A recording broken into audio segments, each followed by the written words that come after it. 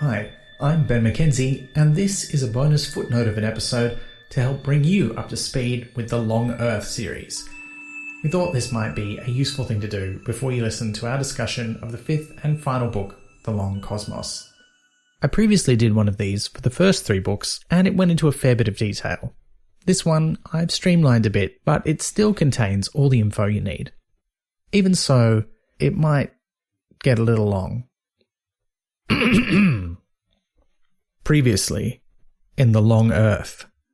In 2015, an anonymous figure releases plans for a stepper box, a simple electronic device that anyone can build and use to step to other worlds. These other worlds are alternate versions of Earth where humans never existed, and there seems to be an infinite number of them, stretching in an unbroken line in 2 directions, labelled East and West, from the original datum Earth. Amongst those who build the boxes on what becomes known as Step Day is Joshua Valiente, a teen from an orphan home in Madison, Wisconsin, run by nuns led by Sister Agnes. Joshua becomes famous for helping kids lost in the woods of stepwise worlds. He's calm because he can secretly step without a box. His mother accidentally stepped during his birth, leaving him briefly alone on an empty Earth, and giving him an affinity for what he calls the silence of uninhabited worlds. Joshua befriends Monica Jansen, a police officer investigating the origins of the stepper box. In the years following Step Day, many people make new homes in the Long Earth, exploring thousands of steps away from datum Earth. Iron can't travel between worlds, so the new towns have a pioneering feel.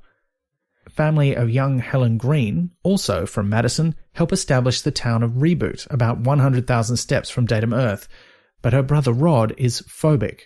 Stepping makes him sick, so his parents abandon him. 15 years after Step Day, in 2030, Joshua is summoned by the artificial intelligence Lobsang, who claims to be the reincarnation of a Tibetan motorcycle repairman. He knows that Joshua is secretly a natural stepper, and that recently he's been having strange headaches. Lobsang recruits Joshua for an excursion far into the Long Earth aboard a special airship that can be stepped by its pilot, called the Mark Twain. They go around 1 million steps west, encountering Joker worlds, which are markedly different from the ones around them, other intelligent humanoids who can step, including elves and the large, friendly trolls, and a community of humans and trolls deep in the Long Earth known as Happy Landings. They also meet Sally Lindsay, a natural stepper who can take shortcuts through soft places in the Long Earth, and whose father Willis invented the stepper box.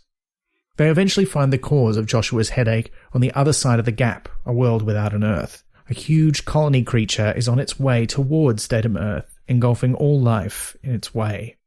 Joshua and Lobsang name it First Person Singular, and Lobsang merges with it, persuading it to turn around. Sally and Joshua head home through Reboot, where they meet Helen, but where they also discover that their home of Madison on datum Earth has been nuked by anti-stepper terrorists, including Rod Green. Joshua publishes an account of his trip with Lobsang called The Journey and becomes a celebrity. He and Helen marry, settle in a remote Long Earth town called Hell Knows Where, and have a son, Daniel. By 2040, Valhalla, the largest city in the far-off High Megas, declares independence from America, adding to tensions between Long Earth settlers and the government. President Cowley sends out stepping airships called Twains, after Lobsang's Mark Twain, to remind those living in the footprint of America that the government still considers them citizens. The USS Benjamin Franklin is one of these Twains, captained by Maggie Kaufman, who along with her XO Nathan Boss stop a violent military response to a peaceful Valhalla protest by fellow Twain captain Ed Cutler. They avoid a war. Meanwhile, the trolls, who've been treated poorly by humans, seek refuge with another species, the dog-like and aggressive beagles. This is upsetting the balance of the Long Earth, so Joshua, Sally, Monica, and a new Lobsang go to find them and persuade them to return. The beagles try to exploit the situation by taking Joshua hostage. Monica exposes herself to radiation to retrieve ray guns from an extinct species of dinosaur people in order to secure Joshua's release. And yes, that is actually what happens. It does work though, and Joshua is released, but during his escape, loses a hand. He gets a prosthetic one though, like Luke Skywalker. Also in 2040, Roberta Golding, a highly intelligent 15-year-old from Happy Landings, joined a Chinese military mission to pilot a Twain 20 million steps east, but she is cruelly mocked by the mission's captain for being superior. The same year, Nelson Azakiwi, a paleontologist who became a priest, meets Lobsang and travels with him to meet a group of humans who live on second-person singular, another creature of first-person singular species. It turns out these traversers are mostly friendly, and Nelson has sex with Cassie, one of the humans who lives on second-person singular, but he doesn't stick around. At the end of 2040, Lobsang throws a party for the his friends in Madison West 5, where he has resurrected Sister Agnes as an android like himself. Gap Space engineer Frank Wood is there and befriends Monica, but celebrations are short-lived. On Datum Earth, the supervolcano under Yellowstone explodes, causing widespread disaster. Soon after, Monica dies of radiation sickness, with Frank by her side. 5 years later, in 2045, the Datum Earth's climate is fucked, and many have left for the nearby Long Earths. Maggie Kaufman commands 2 new Twains, the Neil Armstrong 2 and another captained by our old mate Ed Cutler. They go on a deep exploration mission to find another previously lost Navy Twain, the Neil Armstrong 1. They find a lot of cool, really weird things in the far western worlds, including one where the Earth is a satellite of a much larger planet, and Maggie's team of scientists who are investigating it go mysteriously missing. Don't get attached to that one. They also find the ship they were looking for. It's crashed after being hijacked by a group of hyper-intelligent young adults from Happy Landings, who beguiled the crew and dumped them on a hostile world. Maggie rescues the crew and takes the youths back to the Datum. Lobsang has been investigating these unusual humans. After what happened with the Neil Armstrong, the authorities of Datum Earth realize there are many more of them and round them up. Lobsang sends Nelson to the military prison where they're kept in Hawaii to make contact with them and confirm his theory. They're a new subspecies of humanity, evolved in the Long Earth. They call themselves the Next, and Roberta Golding is one of them, though she's gone undercover with the authorities. Sally, meanwhile, joins her father Willis and Frank Wood on a mission to Mars via the Gap. They confirm that there's also a long Mars, and Willis has come to find something. They find strange alien monoliths on one long Mars with messages they can't decipher, but that's not what he's looking for. They also meet intelligent crustaceans whom Willis gives stepper boxes in exchange for information. Eventually they do find what he's looking for, an abandoned space elevator. Willis collects a sample of its super-strong line, planning to jumpstart the same technology in the Long Earth. But one of the crustaceans he pissed off arrives for revenge. It kills Frank when Willis chooses to save Sally instead. Sally is disgusted to realize Willis used them both, and saved her only because she can take them home via her talent for soft places. Afterwards, Sally teams up with Joshua to rescue the Next from their prison, taking them to Happy Landings.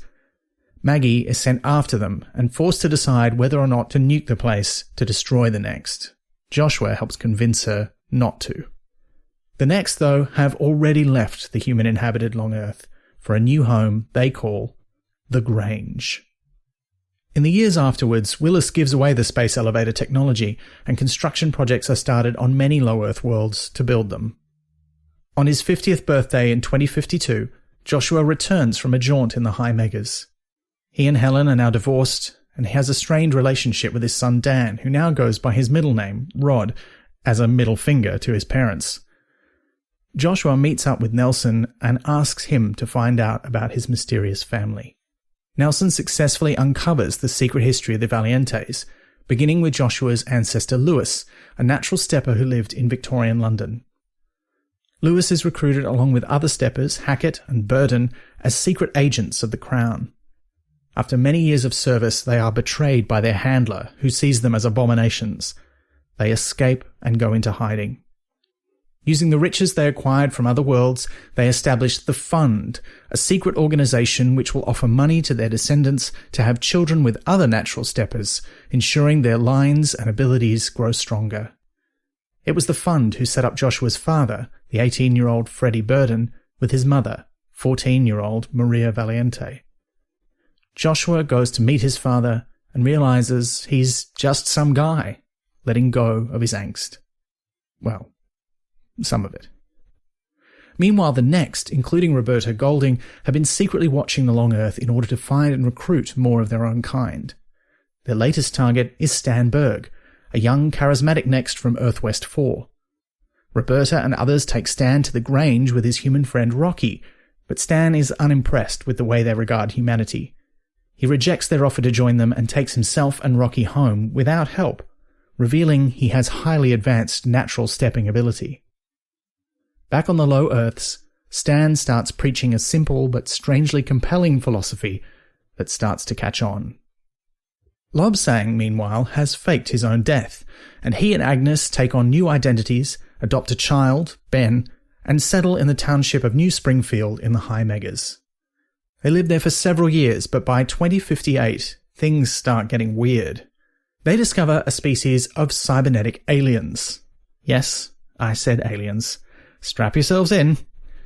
These silver beetles have been visiting this world via a flaw in the Long Earth, which allows for stepping in a direction neither east nor west. Lobsang works out from a bit of alien astronomy that the beetles are assemblers, matter-manipulating drones from an advanced civilization involved in an interstellar war. Joshua fetches Sally, revealing her family can also be traced back to the Fund, and the pair retrieve the old Lobsang from first-person singular to see what he knows.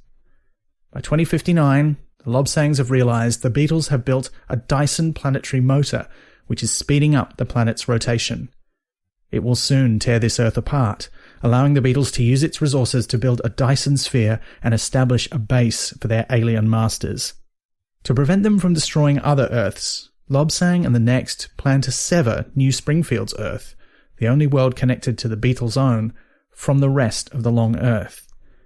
But this will require a highly advanced natural stepper and can only be done from New Springfield, trapping whoever does it inside. Sally recruits Stan Berg for the job, promising he won't be alone. She and the Lobsang who settled on New Springfield go with him. They successfully sever the Earth not long before it disintegrates below their feet, but Lobsang is able to upload his consciousness to an orbiting satellite and live on. Okay, that's pretty much the important stuff you need to know for the long cosmos. Though, truth be told, you don't really need to know too much of that for the long cosmos. But that's a discussion we'll have in the episode about it. Pratchett 78. I'll see you there.